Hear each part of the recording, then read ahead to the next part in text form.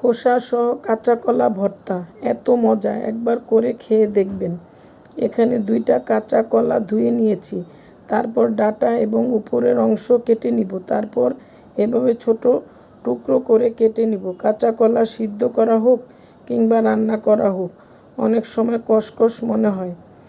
বাটিতে পানি নিয়ে লবণ আর হলুদ মিশিয়ে কাঁচা কলার টুকরোগুলো আমি 2-3 মিনিট ভিজিয়ে রাখব। তারপর উঠিয়ে ট্যাপের পানিতে ভালোমতো ধুয়ে নিব। এখন চুলায় প্যান বসিয়ে কাঁচা কলাগুলি দিয়ে পানি আর লবণ দিয়ে ভালোমতো নেড়ে চেড়ে 5-6 মিনিট এটা সিদ্ধ করে নিব। এটা এখন পানি শুকিয়ে ভালোমতো সিদ্ধ হয়ে গেছে। এখন প্যানে তেল দিয়ে দিচ্ছি পেঁয়াজ কুচি, রসুন কুচি আর কিছু কাঁচামরিচ দিয়ে ভালোমতো নেড়ে চেড়ে কলাগুলো ভেজে নিব। পাটায় শুকনা মরিচ, লবণ আর সমস্ত উপকরণগুলো ভালোমতো মিহি করে বেটে নিব।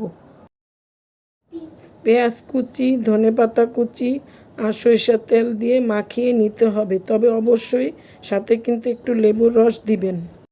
এই লেবুর রস দিলে এই কাঁচা কলার ভর্তাটা খেতে অসম্ভব ভালো লাগে। পাটায় অল্প করে গরম ভাত নিয়ে খুব মজা করে মাখিয়ে খাবো। আলহামদুলিল্লাহ।